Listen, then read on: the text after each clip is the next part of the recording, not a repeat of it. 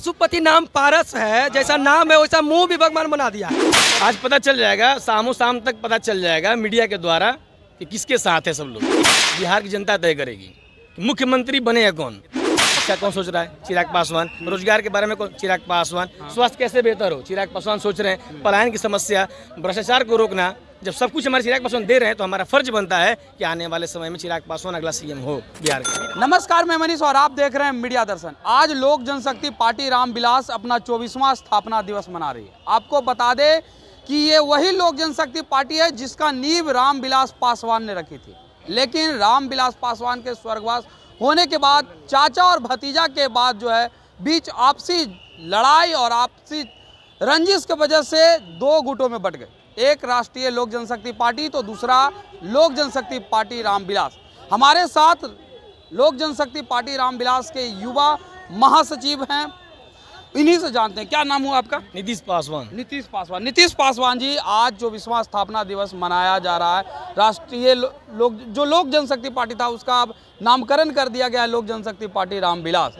तो इसका स्थापना दिवस मनाया जा रहा है। लोग ये कह रहे हैं कि मुख्यमंत्री मटेरियल हैं हमारे चिराग पासवान। क्या लगता है कि मुख्यमंत्री मटेरियल हैं वो? ये यहाँ कहने वाली बात नहीं है, आप खुद देख सकते हैं। ये बापू सभागार पूरा का पूरा जगह भर गया, लोग बाहर बैठे थे, खड़े थे लोग। हम लोग 2025 नहीं 2024 में भी आने वाले समय में लोकसभा विधानसभा दोनों पे दोनों लोक जनशक्ति पार्टी जिंदाबाद रहेगी। अगर बात की जाए तो 2024 में लोकसभा चुनाव के लेकर के इंडिया गठबंधन कह रही है, दावे हैं उनका कि 40 का 40 सीट जीतेंगे। 2025 में मुख्यमंत्री अगर कोई बनेगा तो तेजस्वी ही बनेगा। तो फिर आप लोग किस जगह पे ठहरते हैं? ये बिहार की जनता तय करेगी कि मुख्यमंत्री बनेगा कौन। अगर गरीब दलित शोषित का कोई नेता है तो हमारे आदरणीय चिराग पासवान जी हैं। लोग तो आरोप ये लगाता है कि वो भूमिहारों के सहयोगी हैं, दलितों के लिए सोचते नहीं हैं, दलितों के लिए काम कौन किया है। यहाँ तक कि उनके जीजा अनिल साधु ने भी ये कह दिया है कि पासवान उनका बपौती नहीं है। क्या कहेंगे? अच्छा पहले हमको ये बताइए, कौन सा ऐसा नेता है, कौन सा ऐसा नेता जो जाति से उठकर, जात पात से उठकर हमेशा मुद्दे की राजनीति करते हैं? हमारे चिराग पासवान जी करते हैं। चिराग पासवान जी कभी भी हम लोग के लिए लड़े हैं, गरीब के लिए लड़े हैं, दलित के लिए लड़े हैं, कभी भी जात पात नहीं किए हैं और हमेशा खुले मंच पे बोलते हैं कि ना जात ना पात, सबका साथ सबका विश्वास चाहिए। तो फिर आखिर उनके ही जीजा क्यों आरोप लगाते हैं कि पासवान उनका बपौती नहीं है? अपना पारिवारिक मैटर है, उसमें हम लोग क्या बोल सकते हैं? उसमें वो भी तो खुलेआम बोलते हैं ना ये बात। पारिवारिक मैटर अगर है तो वो भी तो खुलेआम बोलते हैं तेजस्वी मुख्यमंत्री बनेंगे, उनका बपौती नहीं है पासवान। पूछिए कि पासवानों के लिए उन्होंने किया क्या है, चिराग पासवान ने पासवानों के लिए किया क्या है, ये बताइए। आने वाले समय में विगत विधानसभा लोकसभा ये तय कर देगी कि पासवान समाज वोटर किसको देंगे, वोट किसको बनाएंगे और अगला मुख्यमंत्री बिहार के कौन होगा। आखिर अगर 40 या 50 सीटें अगर विधानसभा में मिलती है तो उससे कैसे मुख्यमंत्री बन सकते हैं चिराग पासवान? हमारा पार्टी अभी अलायंस है नरेंद्र मोदी जी के साथ में। अब जिधर हमारी पार्टी जाएंगे, हमारे नेता जिधर बोलेंगे हम लोग उधर जाएंगे, तय वहीं करेंगे। तो फिर मुख्यमंत्री कैसे बनेंगे? सभी का ये इच्छा है, जिज्ञासा है कि मुख्यमंत्री बने चिराग पासवान। फिर कैसे बनेंगे वो? युवा के लिए बेहतर शिक्षा और कौन सोच रहा है? हमारे चिराग पासवान सोच रहे हैं। तो सारा युवा अगर मिल के सारी अगर आवाज़ उठा दें कि बिहार का अगला सीएम चिराग पासवान जी हो तो किसी का ताकत नहीं रोक पाएगा हम लोग को। कैसे कैसे आप लोग चाहते हैं कि बन पाएंगे? कुछ बताइएगा तो।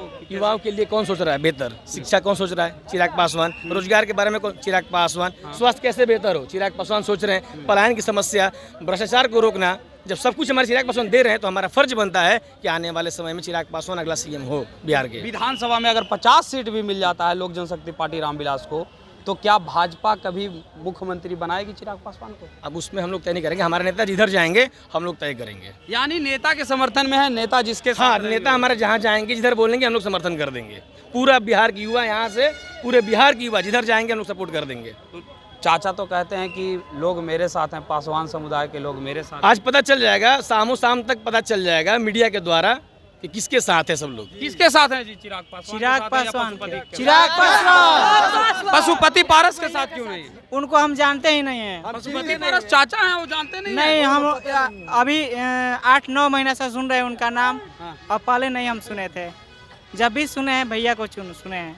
और चुनेंगे भी उनको भी, क्योंकि हम लोग के लिए वही वो मंत्री लायक भी नहीं है, वो कुछ मंत्री लायक नहीं नहीं मंत्री लायक नहीं है। वो घर को फोड़ करके अपने पार्टी को अलग कर लिए हैं।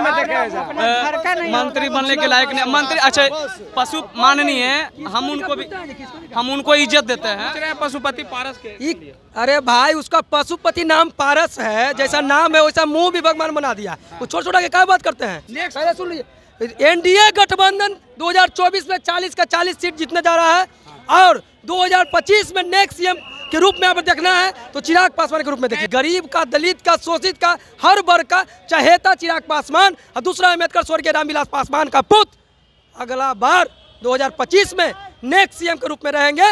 ये आप झंडा परचम लहराने का काम करेंगे हम लोग। वो शेर का सिपाही हम लोग हैं और जंगल को छीनना चाहते हैं, गिद्दर का नहीं है, क्योंकि शेर का सिपाही शेर होता है, गिद्दर तो चर्चा लड़ने के लिए कह रहे हैं। अरे भाई हाजीपुर में चुनाव हो गया, समझ लीजिए आप, चुनाव का डिग्री हो गया, उनका माँ चुनाव जीत गया। तो ये थे तमाम कार्यकर्ता लोक जनशक्ति पार्टी रामविलास का, जिनका सीधे तौर पे कहना है कि किसी भी कीमत पे चिराग पासवान को कोई हराने वाला जन्म नहीं लिया। अगर बात की जाए पशुपति पारस का, तो पशुपति पारस का कोई वर्चस्व नहीं है, कोई वजूद नहीं है और हाजीपुर से उनकी मां जीतेगी, यानी चिराग पासवान की मां चुनाव जीतेंगे। इस तरह के तमाम अपडेट के लिए देखते रहे मीडिया दर्शन। धन्यवाद।